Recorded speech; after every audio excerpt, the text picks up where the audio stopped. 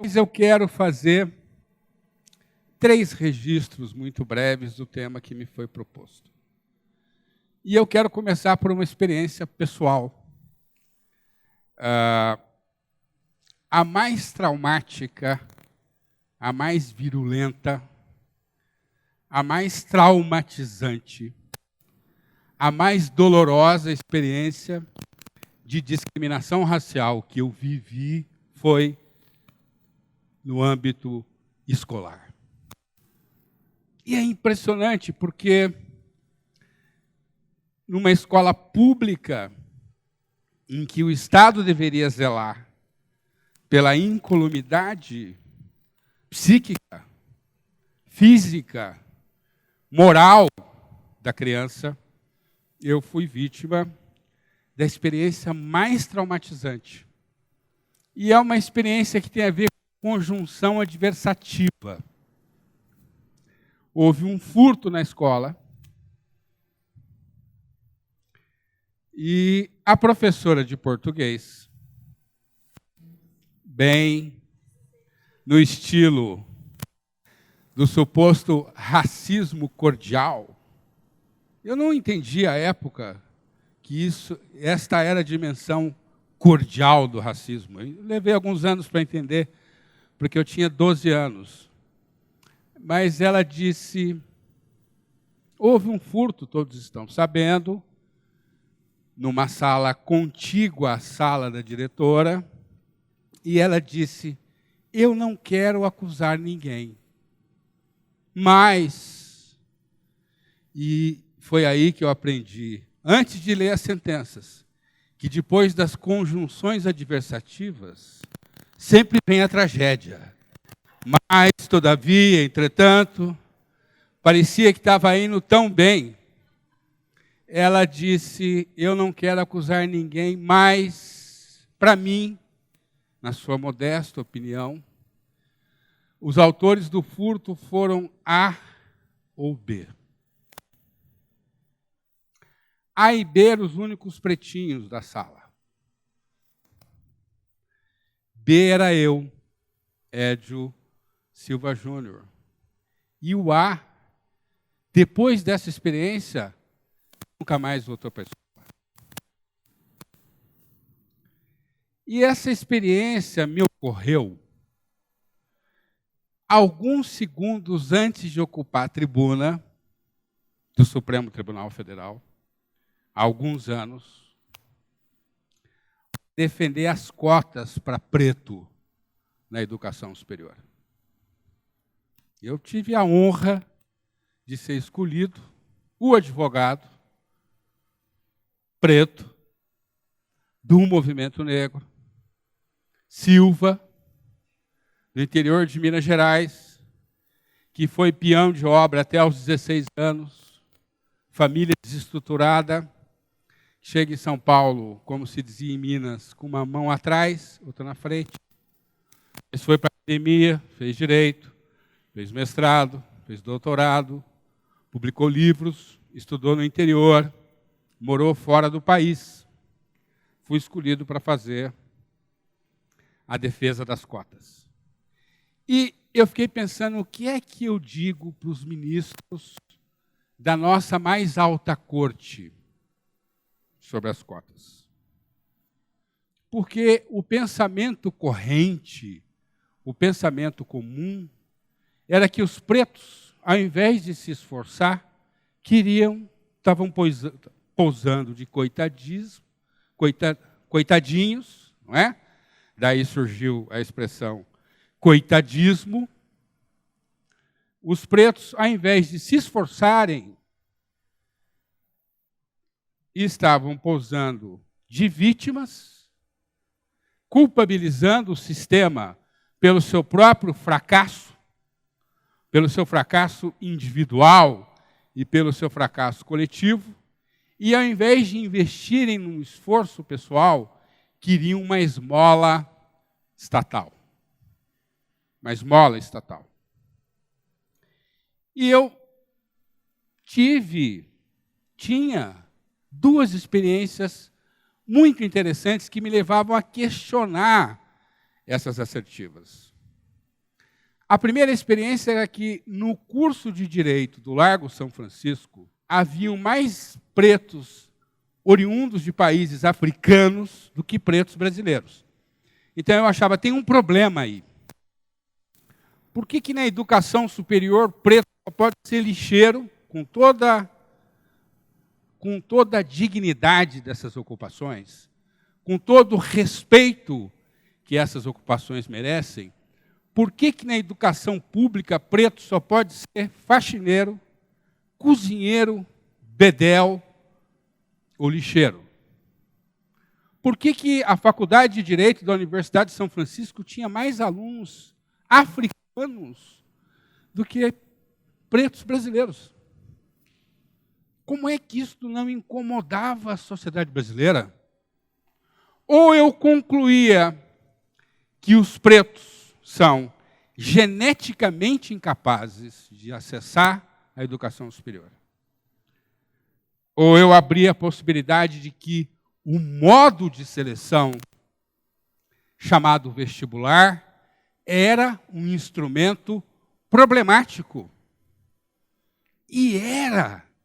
E a história comprovou que era. E eu poderia aqui importuná-los com uma série de dados, mas eu vou citar só um. O sistema de cotas ampliou exponencialmente o número de brancos pobres na educação superior. Não só pretos. É bom dar uma olhada nas estatísticas, nos resultados das ações afirmativas, antes de tecermos críticas. Nunca entrou tanto branco, pobre, na educação superior, quanto entrou depois das ações afirmativas. O segundo questionamento é que os africanos que ingressavam pelo sistema de cotas não prestavam o vestibular. Vinham para cá por convênios que o Brasil mantinha com países africanos e tinham o mesmo desempenho dos seus colegas brancos brasileiros. Ou seja, qual era um dos problemas da crença que havia antes das cotas no acesso à educação superior?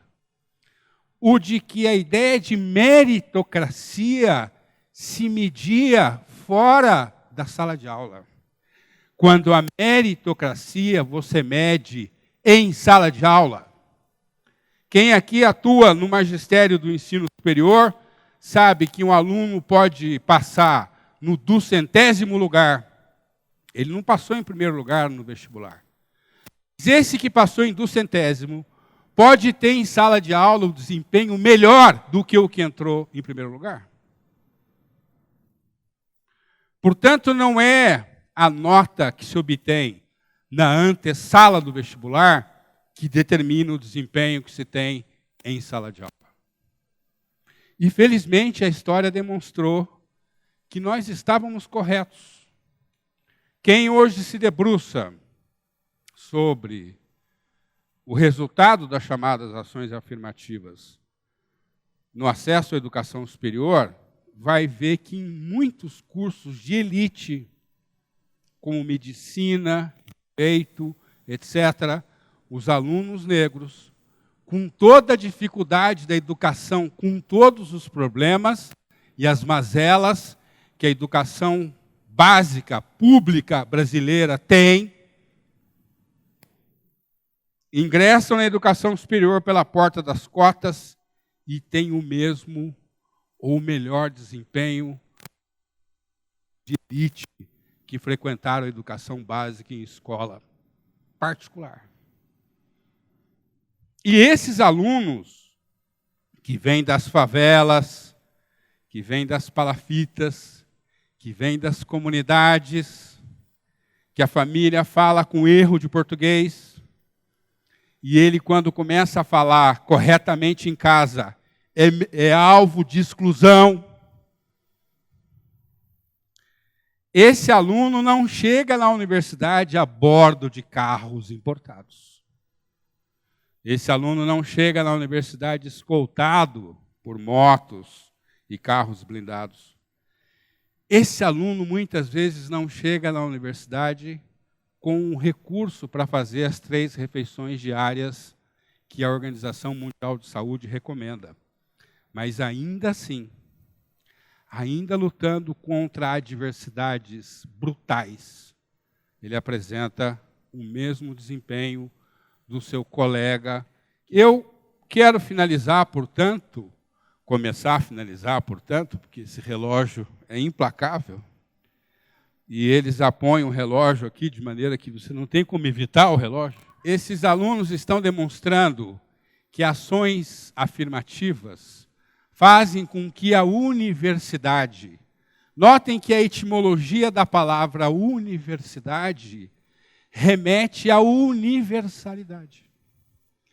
Esses alunos pretos, pobres, miseráveis da comunidade estão demonstrando para o Brasil que a universidade pode ser, de fato, a universalidade. E mais, esses alunos estão unificando o Brasil.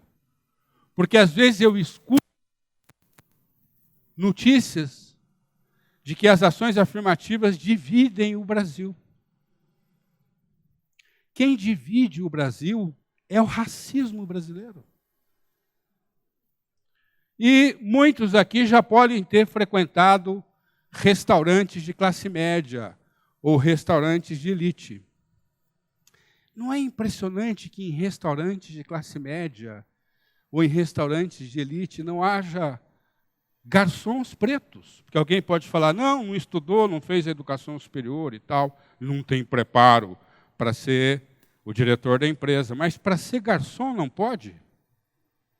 Para ser recepcionista não pode? Para ser comissária de bordo não pode? Então, essa história de que está excluído porque não tem preparo é uma falácia. Não está excluído porque existe uma coisa chamada privilégio racial. Em alguns lugares, só cabe branco no Brasil.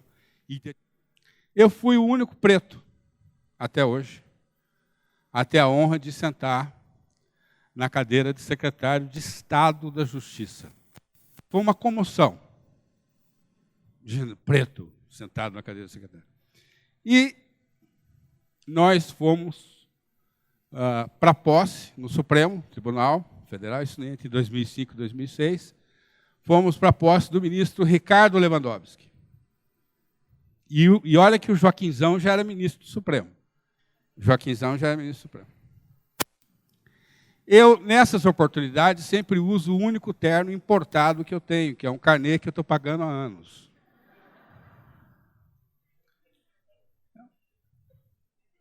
Me municiei do meu terno importado. O único sapato importado também que eu tenho, que eu pago um carnezinho há anos. Cheguei em Brasília a bordo do jatinho do governo do Estado, com o governador do Estado, o vice-governador do Estado, o conselheiro do CNJ, à época Alexandre de Moraes, hoje ministro do Supremo Tribunal Federal, o ajudante de ordens do governador e eu, para a posse do meu ex-professor, Ricardo Lewandowski. Passou o governador, passou o vice-governador, passou o conselheiro do CNJ. E aí vou passar eu para a sala das autoridades.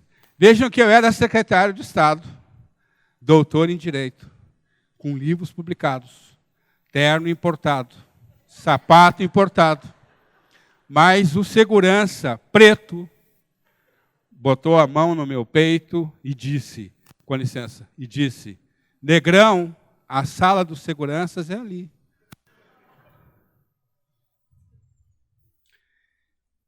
Não é um problema dele, da minha compleição física de segurança. Não é o problema dele ter conhecido tantos pretos, segurança particular.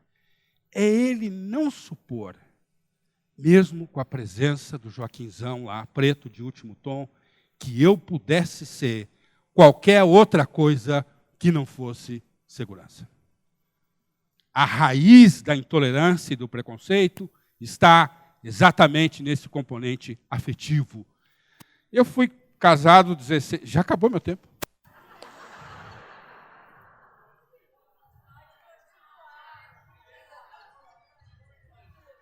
Eu não vou fazer um plebiscito, hein?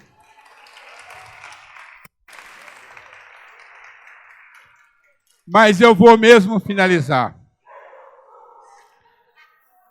É um sinal para eu parar, então. Alguém está bravo comigo. Eu fui casado durante 16 anos com uma psicóloga, então eu acabei sendo traumatizado pelas psicólogas. E fiz terapia durante alguns anos e ainda faço. E aprendi o valor de você falar sobre sentimentos, sobre valores, sobre ideologia, sobre o corpo, sobre a experiência. Quando nós repetimos a frase do Mandela de que ninguém nasce odiando, de que as pessoas aprendem socialmente a odiar e, portanto, podem aprender socialmente a amar, a pergunta é: o que é que eu estou fazendo no meu lugar para que nossas crianças e nossos adultos aprendam a amar o outro a despeito do outro ser diferente de mim.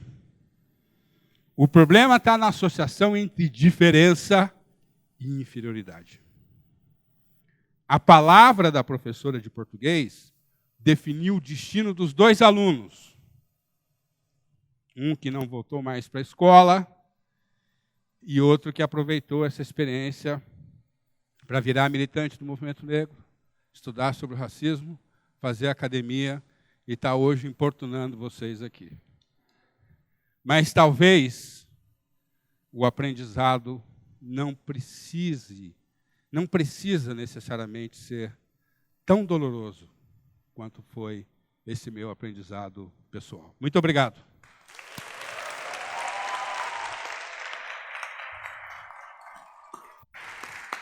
Obrigado. Obrigado.